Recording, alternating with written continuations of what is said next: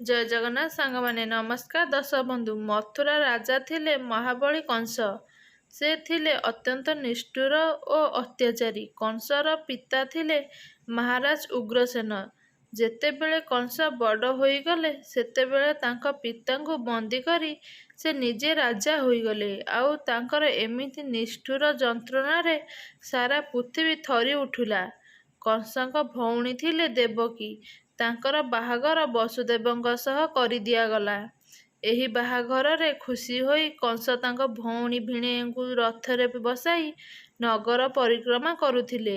ଆଉ ଏତିକିବେଳେ ଆକାଶରୁ ଏକ ଶୂନ୍ୟବାଣୀ ହେଲା, ରେ କଂସ, ତୋ ଭଉଣୀ ଦେବକୀର ଅଷ୍ଟମ ସନ୍ତାନ ଏ ସଂସାରରେ ସମସ୍ତ ଦାନବମାନଙ୍କୁ ବିନାଶ କରିବ। ସେଥିରୁ ବାଦ୍ ପଡ଼ିବୁ ନାହିଁ ତୁ। ତୋର ପ୍ରାଣ, ତୋର ମୃତ୍ୟୁ ତୋ ଭଣଜା ହାତରେ ହିଁ ହେବ। ଏକଥା ଶୁଣି କଂସ ମଧ୍ୟ ଥରି ଉଠିଲା। ସେ ଆଗରୁ ଏମିତି ଭୟଭୀତ କେବେ ବି ହୋଇନଥିଲେ। ସେହି ଭୟ ରାଗ ଓ ଘୃଣାରେ ପରିଣତ ହେଲା। ସେ ସାଙ୍ଗେ ସାଙ୍ଗେ ତାଙ୍କ ଖଣ୍ଡାକୁ କାଢ଼ି ରଥରୁ ଓହ୍ଲାଇ ପଡ଼ିଲେ। ସେ ଦେବକୀଙ୍କ ହାତକୁ ଧରି ରଥରୁ ଟାଣି ଆଣିଲେ ଆଉ ତାଙ୍କୁ ହତ୍ୟା କରିବାକୁ ଚେଷ୍ଟା କଲେ। ଏକଥା ଦେଖି ବସୁଦେବ କଂସର ଗୋଡ଼ ଧରିଲେ। ହେ ମହାରାଜ କଂସ, ଶୂନ୍ୟବାଣୀ ଅନୁଯାୟୀ ଦେବକୀଙ୍କ ଅଷ୍ଟମ ସନ୍ତାନ ହିଁ ଆପଣଙ୍କର ଶତ୍ରୁ। ମାତ୍ର ଦେବକୀ ନୁହେଁ, ଆପଣ ଦେବକୀଙ୍କୁ ଛାଡ଼ି ଦିଅନ୍ତୁ। ନାଇଁ, ଏ ଦେବକୀର ସନ୍ତାନ ଯଦି ମୋର ଶତ୍ରୁ, ଏ ଦେବକୀକୁ ହିଁ ହତ୍ୟା କରିଦେଲେ ମୂଳରୁ ଯିବ।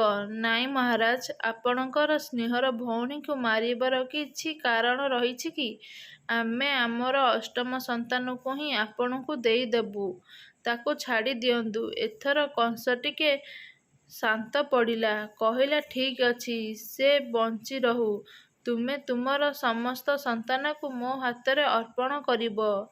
ଆଉ ମୁଁ ସେମାନଙ୍କୁ ମୋ ହାତରେ ତିଳ ତିଳ କରି ହତ୍ୟା କରିବି।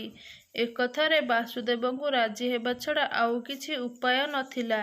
ସେବେଠାରୁ କଂସ ଦେବକୀ ବସୁଦେବ ଭଳି ନବବିବାହିତ ଦମ୍ପତିଙ୍କୁ କାରାଗାରରେ ବନ୍ଦୀ କରି ରଖିଲା। ସେମାନେ ବନ୍ଦୀ ହୋଇ ରହିଲେ। ସେମାନଙ୍କ ହାତ ଗୋଡ଼ରେ ବେଡ଼ି ପକାଇ ଦିଆଗଲା। ପ୍ରହରୀମାନେ ଦିନରାତି ବନ୍ଦୀଶାଳାକୁ ଜଗି ରହିଲେ। ଏହାରି ଭିତରେ ଦେବକୀଙ୍କର ପ୍ରଥମ ସନ୍ତାନ ଜନ୍ମ ହେଲା। ପ୍ରହରୀମାନେ କଂସକୁ ଜଣାଇଲେ। କଂସ ସେ ଶିଶୁକୁ ନେଇ ପଥରରେ ଛେଚି ଅତି ନୃଶଂସ ଭାବରେ ହତ୍ୟା କଲା। ଆଉ ଏହାପରେ ଗୋଟି ଗୋଟି କରି ସବୁ ସନ୍ତାନକୁ ମୃତ୍ୟୁ ମୁଖକୁ ଠେଲି ଦେଲା। ଆଉ ବାକି ଅଷ୍ଟମ ସନ୍ତାନ ହେବାର ବାକି ଥିଲା। କଂସ ଆସି ଦେବକୀଙ୍କୁ କହିଲା, ମୁଁ ମୋର ଏବେ ଶତ୍ରୁକୁ ଅପେକ୍ଷା କରିଛି। ଆଉ ଏହି ନବଜାତ ଶିଶୁ ଜନ୍ମ ହେବା ମାତ୍ରେ ମୋତେ ଖବର ଦେବ, ନହେଲେ ତୁମ ଦୁଇ ଜଣଙ୍କର ମୁଣ୍ଡ କାଟ୍ କରାଯିବ। ଆଉ ଏହାପରେ କଂସ ଆହୁରି ପ୍ରହରୀ ନିଯୁକ୍ତି କରିଦେଲା। ଆଉ ଦେବକୀ ବସୁଦେବଙ୍କର ଉପରେ କଡ଼ା ନଜର ରଖିବା ପାଇଁ କହିଲା। କହି ଚାଲିଗଲା। ସମୟକ୍ରମେ ଦେବକୀଙ୍କର ଅଷ୍ଟମ ସନ୍ତାନ ଜାତ ସମୟ ହେଲା। ସେଦିନ ଥିଲା ଭାଦ୍ରବ ମାସ କୃଷ୍ଣପକ୍ଷ ଆଉ ଅଷ୍ଟମୀ ତିଥି। ଠିକ୍ ମଧ୍ୟରାତ୍ରି ସମୟରେ ଭଗବାନ ଶ୍ରୀକୃଷ୍ଣ ଦେବକୀଙ୍କ ଗର୍ଭରୁ ଜାତ ହେଲେ। ବିଷ୍ଣୁ ଭଗବାନ ବିଶାଳ ରୂପରେ ଆବିର୍ଭୂତ ହୋଇ କହିଲେ, ମୁଁ ତୁମର ଅଷ୍ଟମ ସନ୍ତାନ ରୂପେ ଜାତ ହୋଇଛି। ତୁମର ସପ୍ତମ ଗର୍ଭର ସନ୍ତାନ ମଧ୍ୟ ଜୀବିତ ଅଛି। ମୁଁ ମୋର ଦୈବୀ ଶକ୍ତି ବଳରେ ନନ୍ଦରାଜାଙ୍କର ଅନ୍ୟତମ ପତ୍ନୀ ରୋହିଣୀଙ୍କ କୋଳରେ ତାଙ୍କୁ ଅର୍ପଣ କରିଛି। ତୁମମାନଙ୍କର ଦୁଃଖର ଦିନ ଖୁବ୍ ଶୀଘ୍ର ଶେଷ ହେବ। ତଥାସ୍ତୁ। ଭଗବାନ ବିଷ୍ଣୁଙ୍କର ବିଶାଳ ରୂପକୁ ଦେଖି ବାସୁଦେବ ମୁଣ୍ଡ ନୁଆଁଇ ପ୍ରଣାମ କଲେ। ଆଖି ଖୋଲିଲା ବେଳକୁ ଭଗବାନ କୃଷ୍ଣ ଅନ୍ତର୍ଦ୍ଧାନ ହୋଇଯାଇଥିଲେ।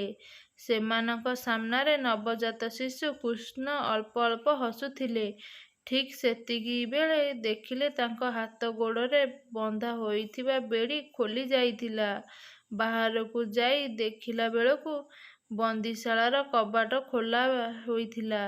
ବାହାରେ ଜଗୁଆଳମାନେ ସମସ୍ତେ ନିଘୋର ନିଦରେ ଶୋଇ ପଡ଼ିଛନ୍ତି। ସେମାନେ ସଙ୍ଗେ ସଙ୍ଗେ ଯାଇ କୃଷ୍ଣକୁ ନେଇ ଏକ ଟୋକେଇରେ ରଖିଲେ।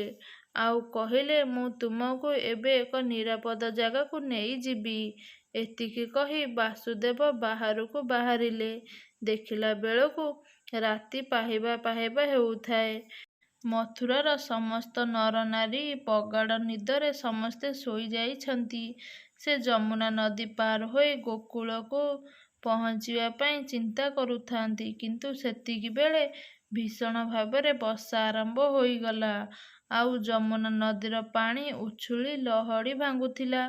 ଏତିକି ସମୟରେ ମଧ୍ୟ ନିଜ ଜୀବନକୁ ତିଳେ ମାତ୍ର ଭୟ ନ କରି ବାସୁଦେବ ଆଗକୁ ମାଡ଼ି ଚାଲିଲେ। ବଡ଼ ଆଶ୍ଚର୍ଯ୍ୟର କଥା, ସଙ୍ଗେ ସଙ୍ଗେ ଯମୁନା ନଦୀ ଦୁଇଭାଗ ହୋଇ ତାଙ୍କୁ ରାସ୍ତା ଛାଡ଼ିଦେଲା। ପୁଣି ଏକ ସପ୍ତଫେଣୀ ନାଗ ଧୀରେ ତାଙ୍କ ମୁଣ୍ଡ ଉପରେ ଫେଣା ମେଲାଇ ରହିଲା।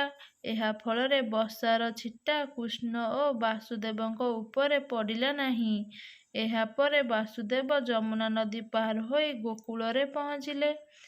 ଆଉ ତୁରନ୍ତ ଯାଇ ତାଙ୍କ ବନ୍ଧୁ ନନ୍ଦଙ୍କ ଘରେ ପହଞ୍ଚିଗଲେ। କିନ୍ତୁ ଏକ ଅଦ୍ଭୁତ କଥା, ତାଙ୍କ ଘରର କବାଟ ମଧ୍ୟ ଖୋଲା ଥିଲା। ସେ ଘରେ ପଶି ଦେଖିଲା ବେଳକୁ ନନ୍ଦଙ୍କ ସ୍ତ୍ରୀ ଯଶୋଦା ସଙ୍ଗେ ସଙ୍ଗେ ଏକ କନ୍ୟା ସନ୍ତାନକୁ ଜନ୍ମ କରି ଗଭୀର ନିଦ୍ରାରେ ଶୋଇଯାଇଛନ୍ତି।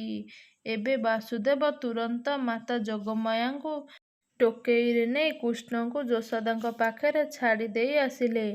ଆଉ ପରବର୍ତ୍ତୀ ସମୟରେ କୃଷ୍ଣ ବଡ଼ ହୋଇ ଶୂନ୍ୟବାଣୀ ମୁତାବକ ତାଙ୍କ ମାମୁଁ କଂସଙ୍କୁ ହତ୍ୟା କରିଥିଲେ।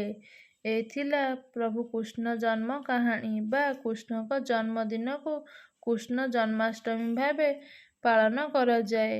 ଯଦି ଆପଣମାନଙ୍କୁ ଆଜିର ଭିଡ଼ିଓଟି ଭଲ ଲାଗିଥାଏ, ଭିଡ଼ିଓଟିକୁ ଲାଇକ୍ କରନ୍ତୁ, ସେୟାର କରନ୍ତୁ। ଚ୍ୟାନେଲରେ ନୂଆ ଥିଲେ ଚ୍ୟାନେଲଟିକୁ ସବସ୍କ୍ରାଇବ୍ କରନ୍ତୁ। ଭିଡ଼ିଓଟି ଭଲ ଲାଗିଥିଲେ ନିହାତି କମେଣ୍ଟ ବକ୍ସ ମାଧ୍ୟମରେ ଆପଣଙ୍କର ମତାମତ ଜଣାଇବା ପାଇଁ ଭୁଲିବେନି। ରହୁଛି, ନମସ୍କାର, ଜୟ ଜଗନ୍ନାଥ।